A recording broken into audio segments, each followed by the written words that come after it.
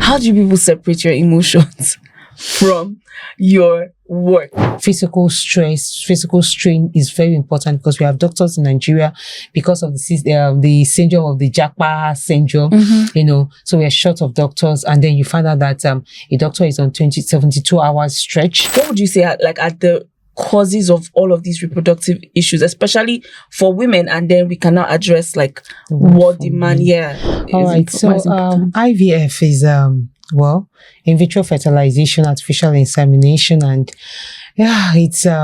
it's one heck of a process, if you let me say that, and not to talk about the finances that are involved. Yes, because it's not you're not talking about 1 million, 2 million, 3 million. Maybe the cheapest you'll probably be getting would be starting from like $1 million. Okay, I have maybe except is maybe a personal practice or just a friend that wants to help another friend, but you're talking about from 3 million upwards. I mean, it would take a really stable couple to be able to, financially stable couple to want to go through all that. Hi everyone, you're welcome to another episode of FemBiz. My name is Joy Abia and I am your host on this space where we host honest and intelligent conversations with women who are shaping global impact in business, industry, and policies in Africa and beyond. Today's episode is one that I am very interested in. We will be talking everything women's health with someone who has the right, she's just the right person for this, right?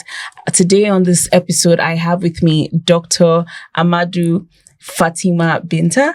Right, I got it. Okay, she is a well-versed professional, and her career sits at the intersection of health, medicine, community development, and management. Right. That's right. Okay, so I'm going to let Dr. Amadu introduce herself now to all of us. Hi, Dr. Amadu. Hi, I am Joy. I'm so glad you accepted to be with us here today. Thank you very much. Thanks for having me. Thank you. All right, so I'm Dr. Amadu Fatimah-Binta, just like you said, a medical personnel, a public relations consultant, and of course, a community advocate. All right, ma'am. So first of all, your background is firstly in medicine, and there's just some beautiful transition that I have read about, and I would really love for you to take us through your journey from medicine. In fact, like the background of everything. How did it start, and then how you ended up, or how you are where you are right now? All right, thank you very much, Choi. So, while I started medicine, for me, medicine was not just a profession. It was a calling. I saw people in places where they needed help, where they needed compassion, where they needed somebody to talk to, and at the same time where they needed guidance for living, for lifestyle, and for productivity. And that led me to study medicine at Ahmadu Bello University. And through it all, it was in that era whereby I would say that medical services were inaccessible to the grassroots level. And so, of course, I picked that up, and following up, I transitioned into communications because I realized that medical emergencies are just similar to crisis management in corporate organizations, communities, associations, and all the other environments that we have people relating with people, and just similar to project management as well. And so that journey also led me to the Basic Education Examinations Council under the tutorship of the first national president of the Nigerian Institute of Public Relations, Professor Mike Okereke. And of course, here I am today as a public relations consultant as well as a medical personnel. Amazing. So,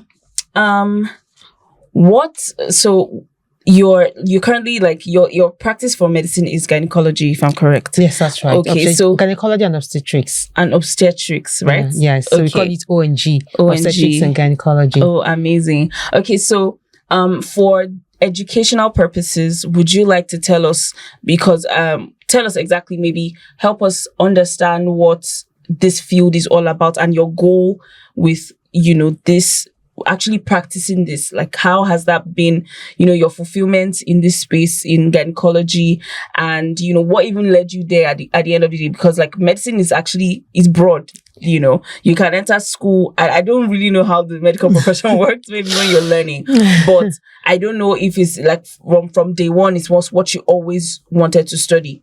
Oh, that's an interesting one. Well, you got me there, Joy. You got me there. Okay. All right. So, from day one, I had actually hoped to study, architecture. Wow. So that was my first and second choice. And of course, those days in jam and all that. So, but I guess, I was there and suddenly my auntie's, son called in and said, "Oh, look, you've been given medicine." And I said, "Wow, me medicine? I mean, why would I be given medicine?" And of course, I went to school then and I was like, okay, I don't want to take any other time again. By the way, I have an OND in estate management. That's to show my love for architecture. Yeah. So then I was hoping then that I would, build one of the James Bond houses, computerized, from on the ground, and all those houses you see in those films of Sean Connery those days. Yeah. So, the calling to actually be in obstetrics and gynecology stemmed from a lot of maternal healthcare mortality. Most time when I tell people I'm a gynecologist, they're like, "Oh, okay, so you just attend to only women." I'm like, "No, we attend to men too. There's obstetrics part of it." So basically when you see a lot of, the love was drawn from seeing a lot of women, having to go through so much, women are dying from having to give birth. As I said, no woman should have to die from having to bring to life another being. And then we also had women, we had issues like, PCOS, when we talk about PCOS, a whole lot of women, especially once there was this stigmatism, then we find out that once the gender, either of the gender, whether male or female, they see a woman that has beard, which was suddenly supposed, in quotes, to be common with women from the East. But that's not true, because you also have women even from the Southwest too, having that, you see a woman with a beard, or a woman with chest on her, hair on her chest. That signifies one of the symptoms or physical symptoms of PCOS. So you find out that some women do not menstruate and they're trying to get pregnant, and caused a whole lot of issues. Maybe the man has to go and pick some other woman outside, and the family issues, so many issues. Then you also have men also having low sperm count or erectile dysfunction. And so all this led me to have the love to actually study gynecology, just like you rightly said, in medical school. You just like a general physician, or you're a community physician. So when we leave medical school, you go to specialize, or you pick your field. You want to go into, of course, there's dentistry, there's there's oncology, we have the nephrologist, we have neurologists, we have urologists, so many, we have the pediatricians, so many fields. So whatever you want, even right there while we are all in the school, some other people already started, they already know where they're going to and where they want to actually specialize as well. So for me, gynecology was born out of the love for reproduction, for both male and female, and to be able to help women, women to be able to resolve these issues. And hopefully, of course, I think so far so good.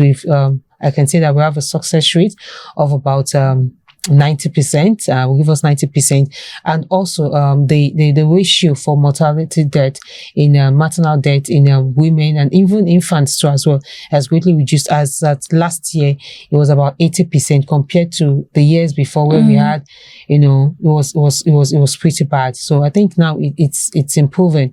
The World Health Organization is on it. UNICEF is on it.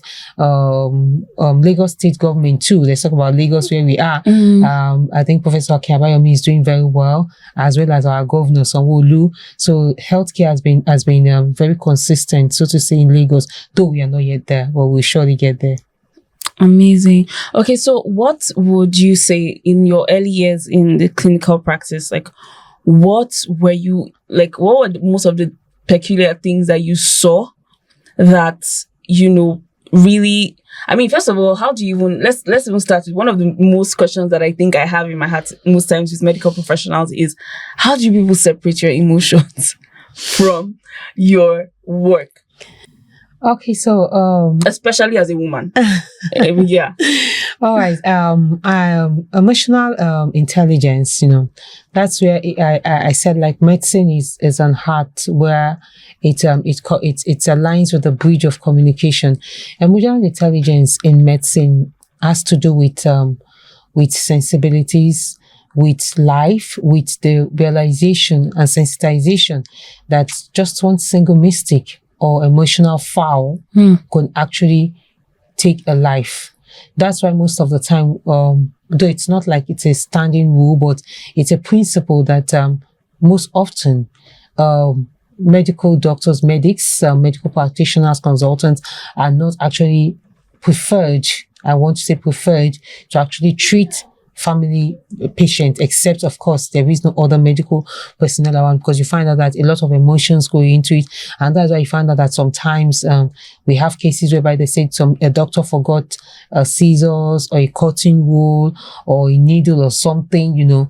A doctor friend of mine, a colleague as well, Dr. Kinyemi of Gowon Estate, last week sent me a message from the medical association, and on that was the case of a particular doctor, funny enough, also named Fatima, and he said he sent it to me because it was a namesake. She was exhausted, tired, and went into the theater, and happened she wasn't now sure whether she had removed one or two needles from the epidural process. So of course she had to call the patient back, say one or two things, and then she got there and found out that, oh yes, it was only one that she actually removed. One of the needles was still there. So how do you place that? Not just emotional intelligence as well, physical stress, physical strain is very important, because we have doctors in Nigeria, because of the syndrome of the Japa syndrome, so we're short of doctors, and then you find out that a doctor is on 72 hours stretch, 72 hours non-sleep, maybe just 1 or 2. So you're working for 72 hours, that's 3 days in a go, and then you have to rest. Yes, we have a whole lot of that going on, and that's what happens most of the time. Maybe you're calling a doctor friend and they're not responding, they just come to the phone, they pick it, they answer, they go back again, you're not finding them online. So you find out that causes a lot of strain. Emotionally, it wears a lot of doctors out. Now, most people often talk about blood. How do you deal with blood, the sight of blood? When you have the training that you actually to save a life, and the joy that comes from actually having preserved a life, like we say, doctors care, God heals. That's just to show that we're actually ephemeral beings, and the anatomical and physiological systems of the human is not actually totally dependent, you understand? So you do your part, you do all the medical processes, the taking care of, and what is needed to be done, chemotherapy, physiotherapy, radiology, everything. And then afterwards, you allow the body to heal. So when you come to that realization, then the place of emotional intelligence is not important. Yes. It's not, you can't take that for granted. That. Wow. Okay. So I think sometime last year, for someone in my field, I studied economics, and I'm currently studying finance as well. So I've never been medically inclined, and I've never gone there, but there was a need for some people to fill some position up at my friend's dad's hospital, where he works somewhere in one of the labs here. And so we needed to, all we had to do was, like, they're going to give us some data. We had to impute it. I think it has to do with the states, like some data for the states to collate. And I can't remember much details, but all I know is we had to put in like all of these fertility data into, like, we had to upload it on like a public platform or something like that.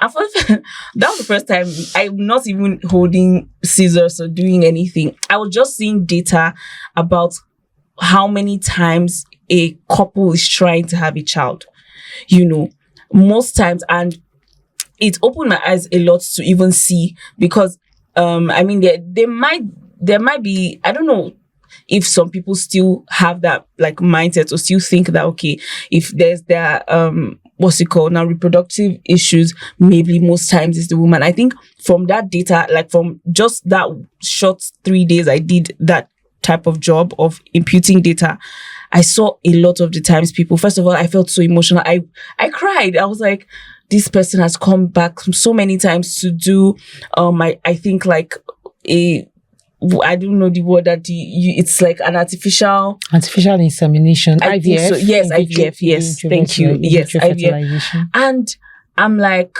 wow, like this is really distress. It's not that easy for people. Like at the core of it, people are grateful. You can just like pregnancy happens, people are happy, but then there are still some people who struggle with actual reproductive issues.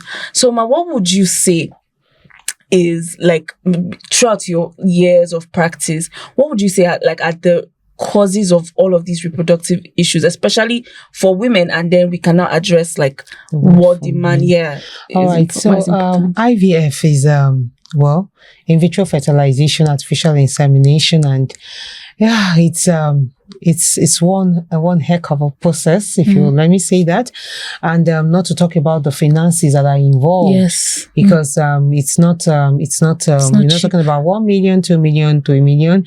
Maybe the cheapest you'll probably be getting would be starting from like a million. Okay, well, I have maybe except is a maybe a personal practice or just a friend that wants to help another friend, but you're talking about from 3 million upwards. I mean, it would take a really stable couple to be able to, financially stable couple to want to go through all that, not to talk of the stress and the pains that are involved, because a series of injection, the woman could not even take all at the hospital. She would have to administer some, in the house, and so many drugs. It can be tiring, exhausting. So, yes, emotionally it can be draining, and most of the time, IVF may not just even pick up at the first stance, just like what you said.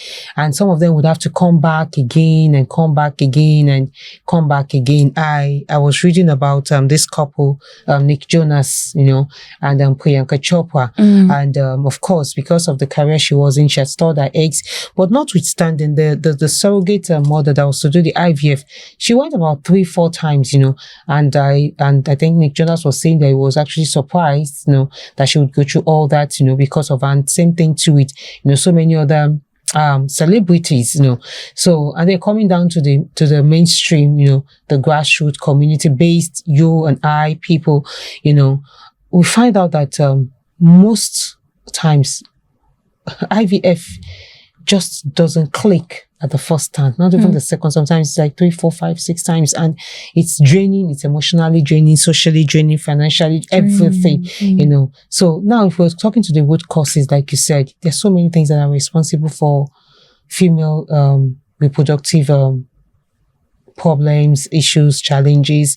One of the ones I highlighted before, PCOS, whereby a woman is not producing the hormones that she's supposed to produce. She has more of the male hormones genetically from her system. That's one. We also have issues of fibroid, whereby we have growths that are actually blocking the female system. We have issue of the menstruational, whereby some women are not even menstruating at all. So we have a variety of all these issues and causes, of course. But because of the society that we are in Nigeria, it's believed that it's the woman that gives birth, and because she's the one that gives birth, definitely she's the one that has the problem. She's the one that has the womb. It's not the man that has the womb. So there's so many other issues.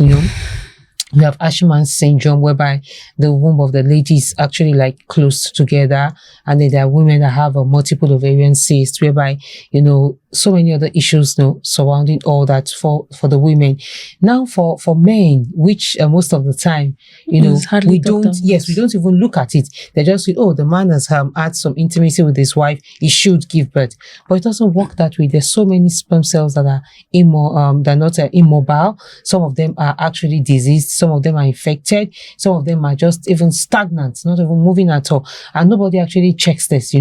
So even for the man, we have the low sperm count. We have others that have anemia. We have those that have issues of varicocele, hydrocele, and with highly infected UTIs, urinary tract infections, and those sperm cells are actually there, they're immobile. So many other issues are there, So, but people don't look at that. They just feel, the man has been intimate with his wife, so he should produce. But if we are sending sperm cells that are or spermatozoids, that are not effective, that are there, that are immobile, that are infected, just diseased into the female system. It's just doing more harm, or it's just doing nothing. Of course, by the time the woman comes into her menstruation, everything is obliterated out through the system. Of course, while a woman's egg would stay for maybe 2 days during the ovulation system, you have a man's sperm cells, even staying longer. But you found that even sperm cells that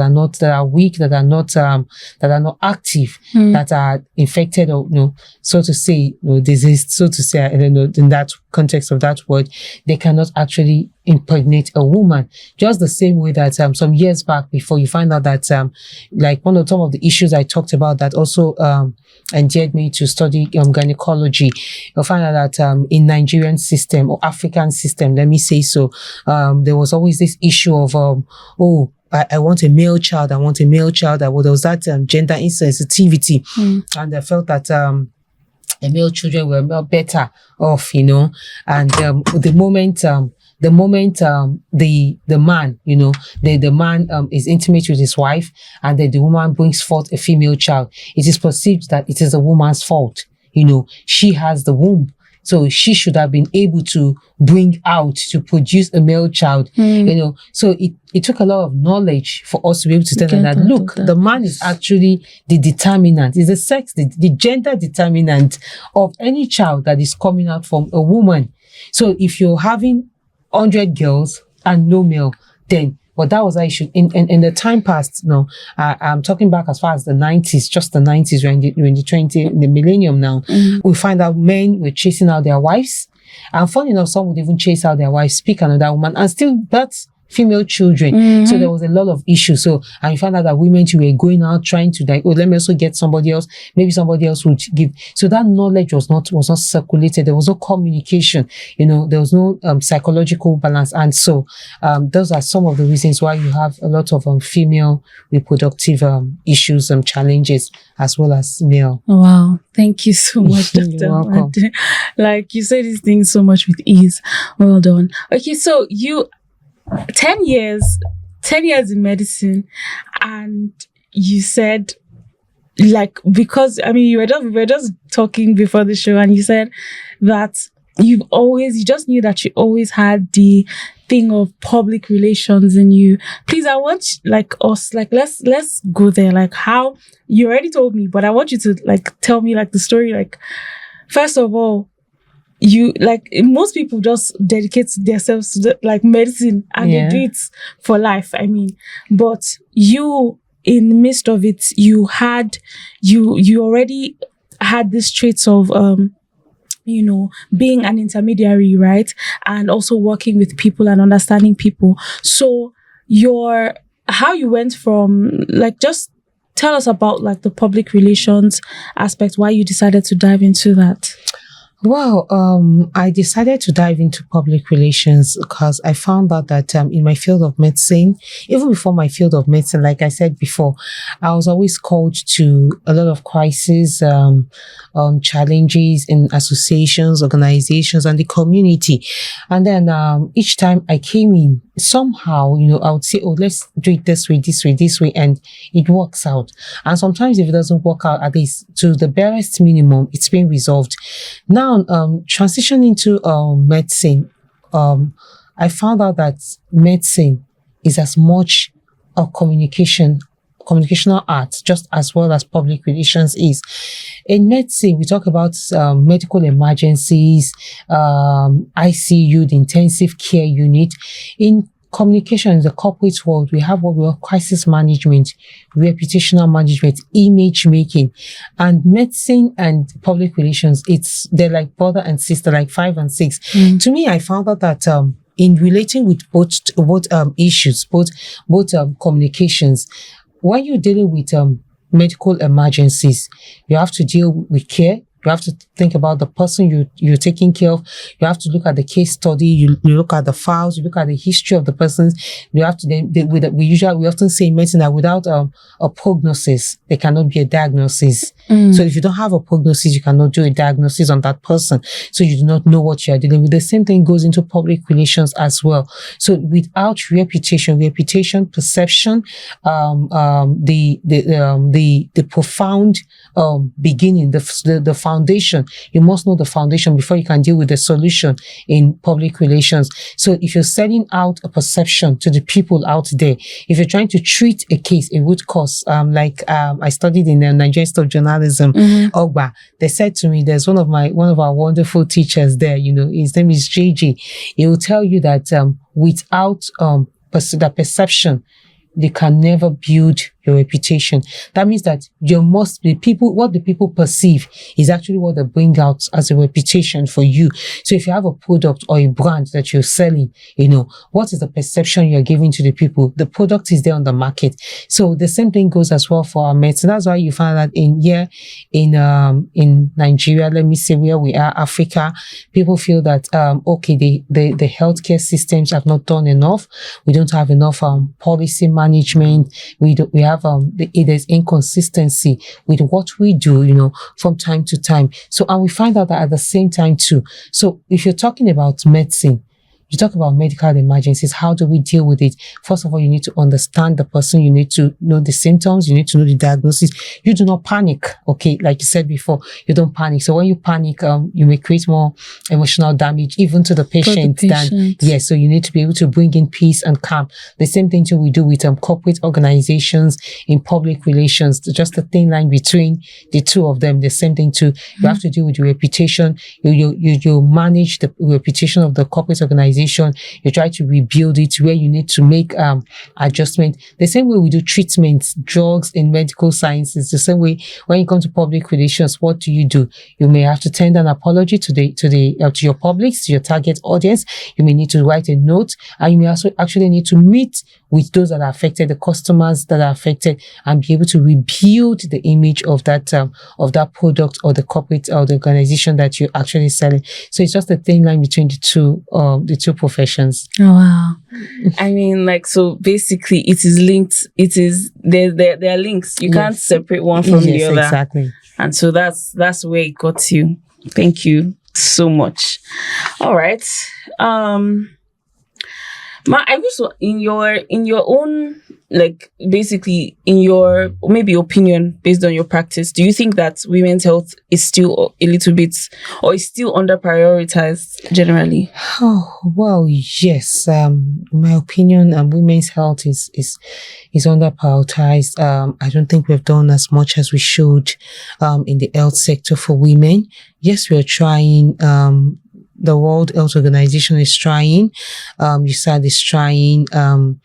We have so many other corporate bodies, and of course, medical bodies that are trying, but there's still so much to be done, There's still so much to be done. You find out that women actually carry the burdens of, should I say, of the nations, where they represent. And, we find out that, even at this age and time, we still have, some very severe cases of women that have actually passed on while they're having their children. And we also still have cases like things like breast cancer, things like vagina infections, and cases that are very unique to women.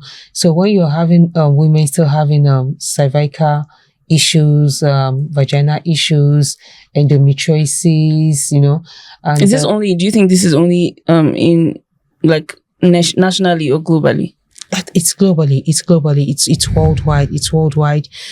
Because when you have women who cannot even have a simple menstruation without pain, then it brings cost. And then you find out that women are actually the creative brand. We are receptors. What we're giving is what we actually reproduce out. So when you have women that actually, as much as just pain relievers, they don't even have access to that every month, then you begin to wonder.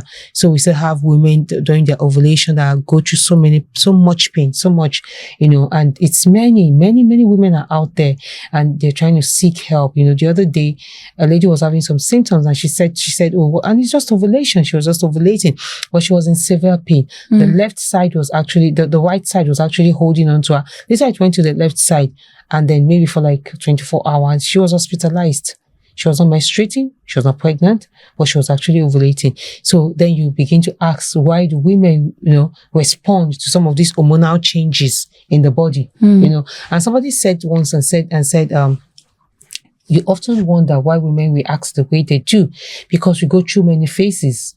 Okay, so you start with the red spot period, which is the menstrual period. Then you go into the egg white period. From the egg white period, then you go into the pap period. That's when you have the discharge that comes like, and then you go back again into the luteinizing hormones. So it's so much that is going on with the woman, and then not to mention when she's now pregnant again, you have all the estrogens, you have oxytocin, you have so many of those hormones, impacting on our physical, social, and emotional being. It's a whole lot, and physiological being as well. She has weight, and then she's, so there's also that self-esteem. That's why you have there's something that the Rotary Club of Amakomo is trying to do now. That we call it the post delivery symptoms of women, after delivery, postmortem care. So we found out that most of these women, after giving birth, we have had cases of women that actually have mental issues. So that tells us that we are not actually doing enough, for the women. We're trying, yes, the policies and all that. The policies, most of the policies we have presently is, okay, woman that wants to deliver should go into the hospital. She should be taken care of. Some hospitals don't even honor that. That's even draws, that pushes me to my next question. What are the policy gaps in terms of addressing the women's health? Yes, the policy gaps are inconsistent. We have policies that states that every pregnant woman, especially in Lagos State, thank God and thank all those who also work with the governor, that every woman should have access to free healthcare services. So a pregnant woman can actually walk into a state government hospital and actually be treated, be given a card, free antenatal care, and also to some extent I think free delivery as well. So, but you find that the policies are inconsistent. The policies are inaccessible. Now, the policies do not also entangle that which it ought to, that is being extended to the children. Okay, so we have hospitals that actually give free immunizational services, maybe up to a year, some 2 years, 3 years. I think the private hospitals are trying to do that as well now, but basically 5 years. Okay, so 5 years statutorily, the vitamin A and all that, BGC and all the rest of them. And then also the government also tries the polio. Also, kudos to some of the other organizations as well that are also involved in doing all this. So we have Lions Club, we have Rotary Club, we have so many of the clubs now that are doing some of the NGOs too, initiatives that are doing this as well. So you find out that they go around, try to administer polio, at least to a mighty extent. Polio has drastically reduced in Nigeria, especially the northern part of Nigeria now.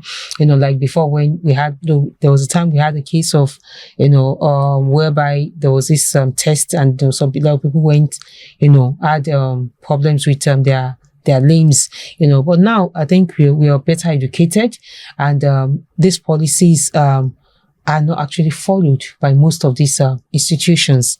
So the policies are there to care for maternal health, but it is just for the pregnant women. We need policies that would be able to provide, for every woman.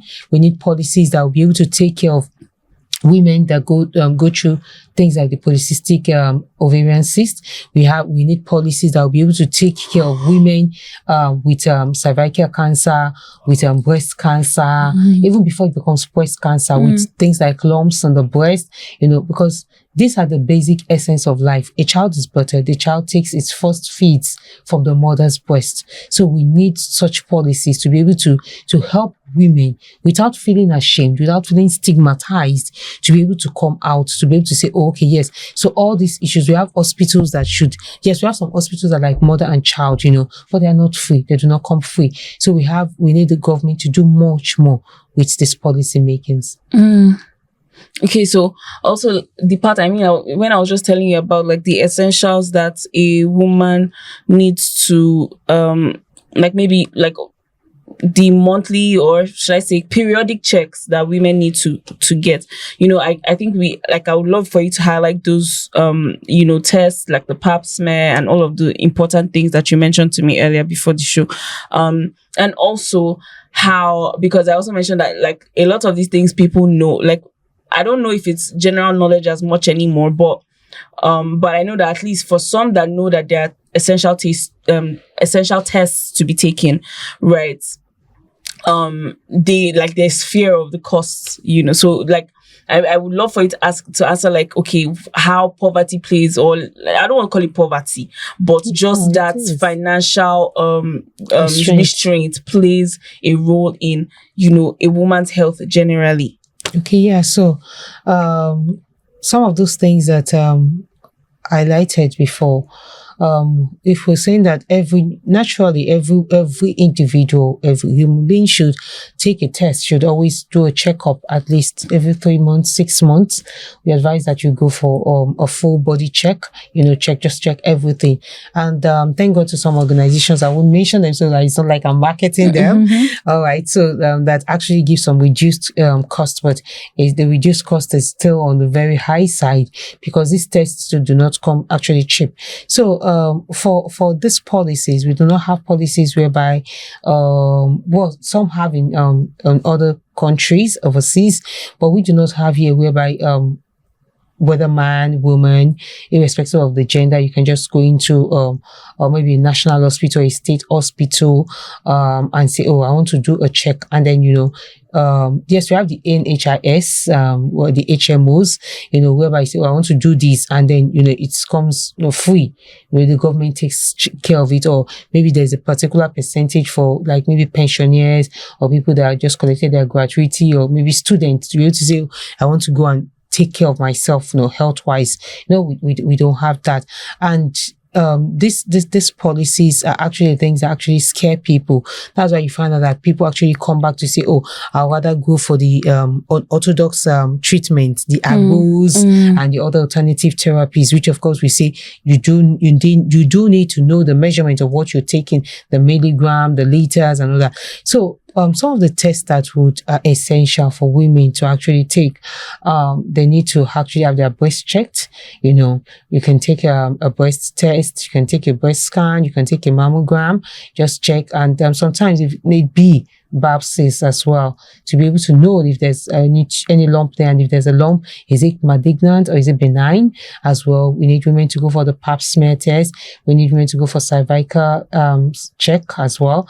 They can, it depends on the stage as well. For women that actually have some other issues, there are also women that have endometriosis. That's also very common amongst women as well. Women need to go and check this as well. And very important as well, every woman should go for a pelvic ultrasonic scan, at least maybe once in 6 months, very important to actually be able to know exactly how the entire organs are, situated, and then to be able to see exactly what is going on in the uterus, which of course the womb, so what is there, what is going on, and, at least be comfortable in your own skin, reproductively. So some of those tests are essentials. Amazing. And I think for everyone, it's also essential to always have a high test. Very important. Like you say, eyes. Yes, the eye test. Okay. Yes, the eye is the mirror of the body, or so we say it's the mirror to the world. So it's very important. The reason why I'm also saying this, I'm not an optician or an ophthalmologist, but find out that most of the aged people, as they age, they come out with glaucoma and cataract. It's also very predominant in in our community.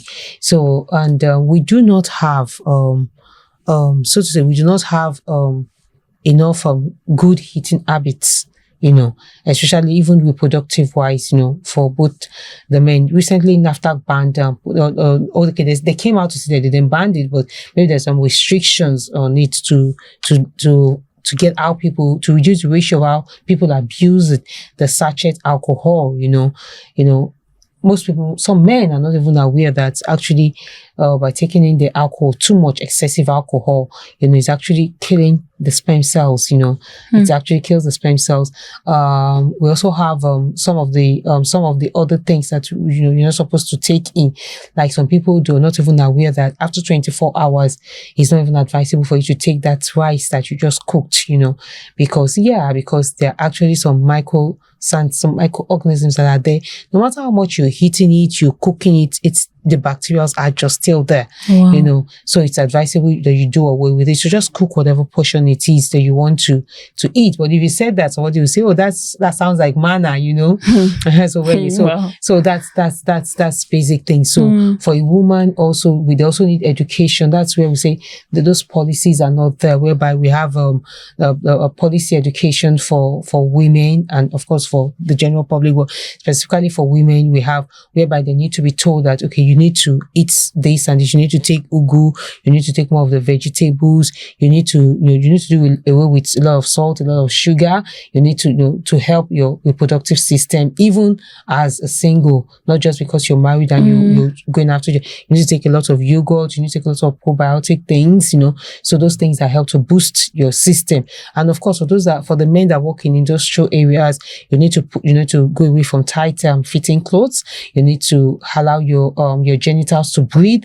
So those are things that also help the sperm cells as well.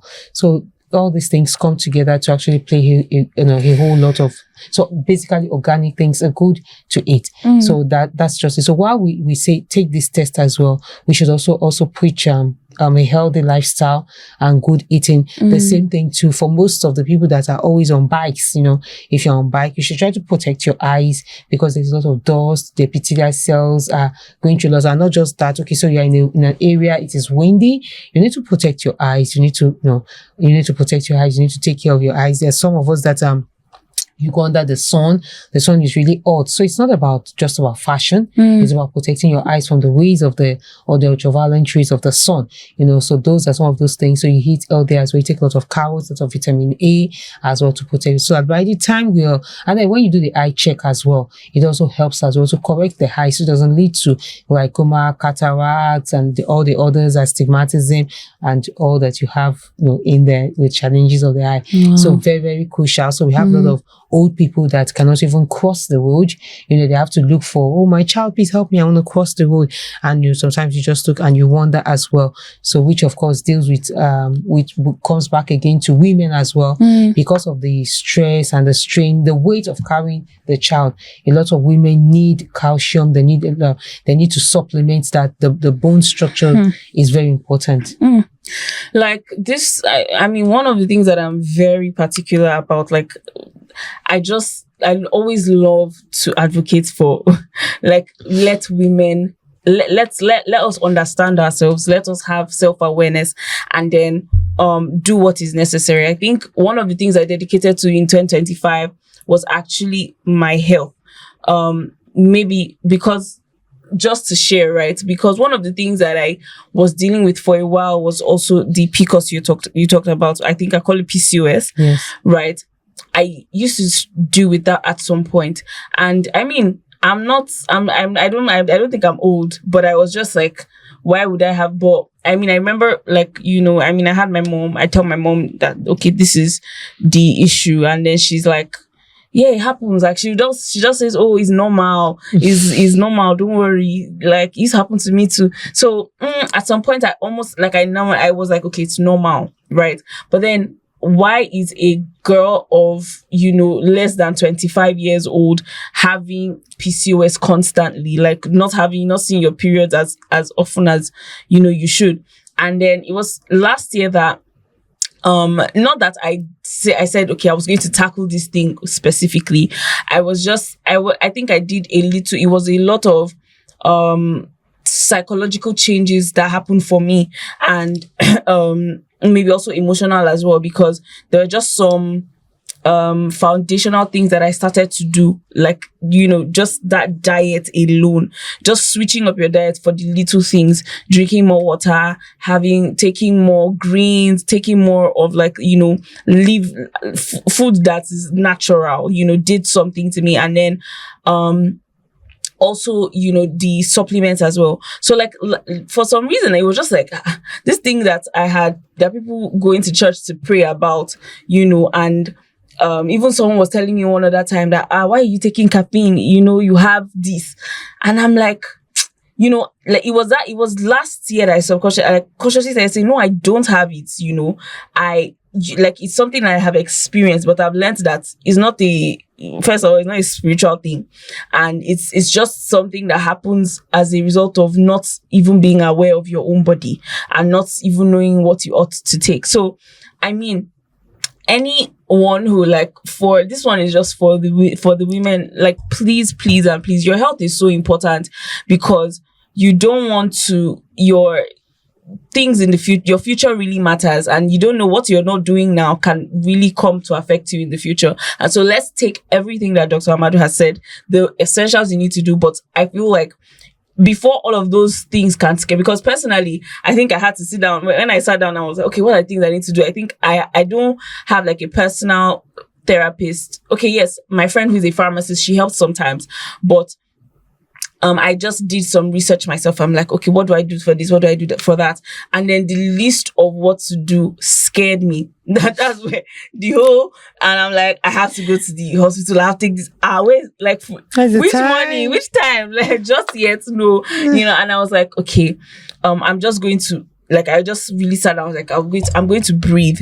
I just started doing the essential things like exercising. Weight is also a part of, it's also a part of these things. You don't even know if sometimes you can be overweight for your age and you wouldn't even know, or a certain weight is just as a result of some things, and honestly, I would say it was such a miraculous and healing experience for me last year. And I was like,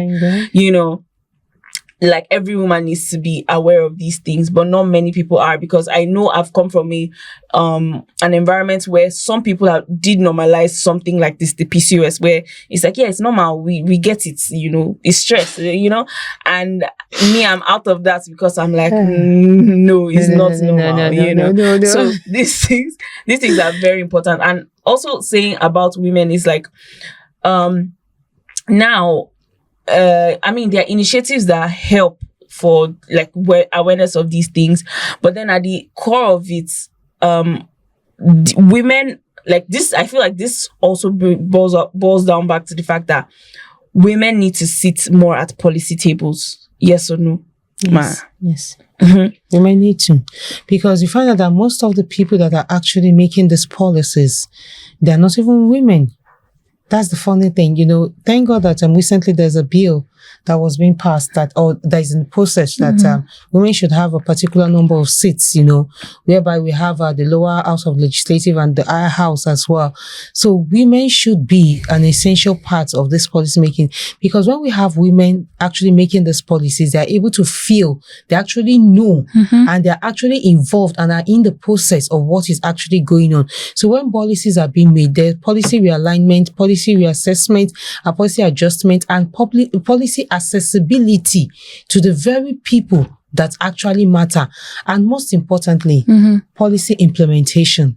We find that most of the time when policies are made, policies for maternal care, policies for infant, policies for healthcare systems, they are not actually implemented. And when they are not implemented, so in some cases they're implemented at the initial stages, and then again it is reassessed and it is obliterated, it is cancelled out. And people do not know that these policies are outlawed in areas where they are actually have been put in place by the judiciary and the executives. So women are an important part of policy making, and all the policies, especially health policies, should be periodically rechecked, realigned and reassessed, and then re-implemented into the system. Thank you so much, Dr. Amadou. Okay. Just before we continue and are about to wrap up the conversation, please do not forget to like, share, and subscribe to this YouTube channel. If you're enjoying this video, please like and please share it with a friend and leave a comment. Please share it with a woman who you know needs to hear this conversation. So going back to our conversation, I want you, what birthed your Health Feed initiative? Okay, Health Feed initiative came as a result of the people that were basically in the north then, a lot of women and children in war-torn zones. We make collections and send to them. And healthcare for these for children and women, particularly, we actually take care for women and children. Though we do attend to men as well, but it's basically for the women and the children. Health Feed Initiative was bettered when we had a lot of war indigents in war-torn areas.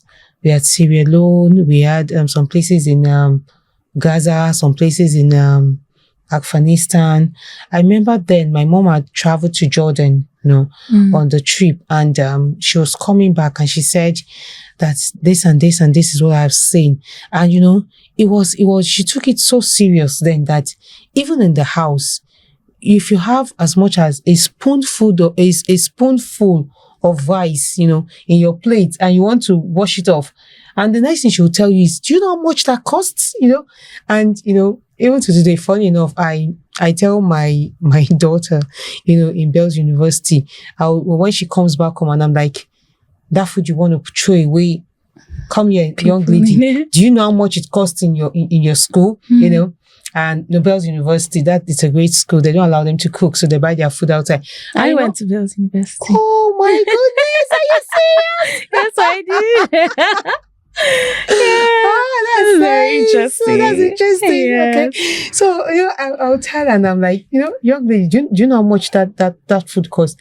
And funny enough, she'll turn and look at me and she'll say, Mom, when I actually was in 100 level, maybe about 200.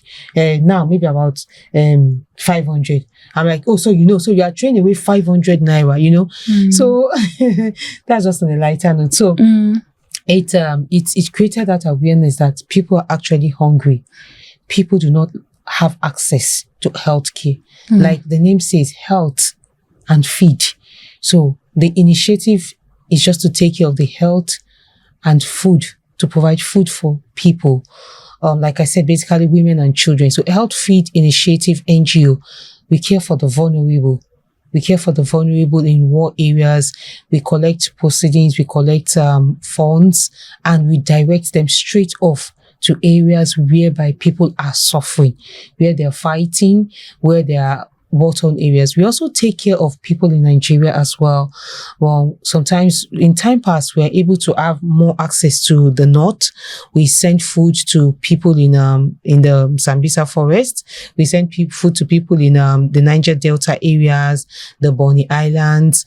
Health Feed Initiative goes as far as even to the indigents that are in areas whereby once we hear that an area has been attacked or a village is under siege, we send them food, we send them healthcare supplies. So basically that is what we do. There are some that we need to bring down, we need to take care of them, and then we send them back. So we're still a growing NGO.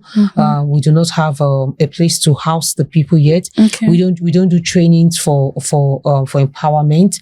Well, rather what we do is we send young girls, because we are particularly about girls. We send young girls to other institutions and other NGOs that actually take care of them. But what we do is we provide food, we provide healthcare facilities to the vulnerable. So that's Amazing. Oh, okay. So I know that you have built you've built authority around medicine, PR, community development, and it's honestly very impressive. I really commend and congratulate and honor you for all the work. So, but I want to, know what principles guide you to do all of the work that you do. All right. So, the principles that guide me is service. Service above self. That's my principle in life, and that's the principle of Rotary. The principle that guides me: consistency, perseverance, and commitment. Resilience, because without having the grit, you actually won't be able to move forward. We find out that even in medicine in Nigeria, if you do not have the resilience, that's why most people actually leave. But someone has asked me, as well as many other people that often ask me, what are you still doing in the country? I mean, just leave, you have such a large fan base, just leave. And I have a friend of mine at the BE, Professor Adibi, doctor, he keeps telling me every day, just come over to the US, come over to the US. There's a place for you. And each time I talk with some of the friends, and they're like, come over. I have a friend of mine, a classmate of mine, Alewo Kun as well, from Shagaman. I have so many other people there out there, but each time I look back, I tell people that I found out that I'm more of, sometimes I'll say I'm a village oriented, not oriented, but like, well, the global scene is down, it's a global village, so to say, but I'm more of, a downhearted community-based person. Not that one couldn't go out there to do that, but you find that the principles of resilience, not giving up, the grit, commitment, dedication, passion, and then service. I say joy, a lot of joy. I didn't say happiness now. I say happiness as a result of something you just gained, but joy is as a result of something that's not necessarily because you gained something. There actually isn't any reason for it, but it's just a gratitude that just comes. It just overflows from being able to render service. So there is that service and humanity. Service above self for humanity is my principle of life. It keeps driving me, it keeps moving me. Even in communications and public relations, when we have things to do with reputation, with integrity, the first question I ask myself is, what is the service that has been done here? What is the impact it has had on humanity? So driven by service above self for humanity, and with a consistency, with a commitment, dedication, focus, and of course, integrity, very important part, very, very essential part, integrity in all that you do. Like I tell people, the good you do will always come back to you. I believe that sincerely. If it doesn't come back, like, it come back to you. If it doesn't come back, your seed will definitely reap out of what you have sown. So that has been my principle for life. Service above self. Well done. Okay, so just to wrap up the show, what's one message that you would give to someone, a woman who wants to, I won't say pursue medicine, but let's just say that wants to do above, like, more than at least one profession? All right. So what I would say is focus. Focus and grit. Focus and grit. The word is well, there are lots of inadequacies there in our system. Like people say, oh, yes, we are not there yet. There are a lot of inadequacies, both in the medical systems. You find out that there are frustrations even along the way, because how do you deal with the fact that you have just given a patient a clean health bill, and the patient comes back to you again the next week, probably because they are living in an environment whereby they cannot afford that food, where they are living in an environment where they don't even have the financial stability, and that's also where poverty comes in. So for such a woman that wants to come in, she must be able to realize that there will be all these challenges around us in the community. That's why we find out that so many people actually opt for the quacks, or they opt for substandard products because of poverty, because of insensitivity, because of lack of education, lack of insensibilities by the same people that actually produce some of these fake and substandard processes.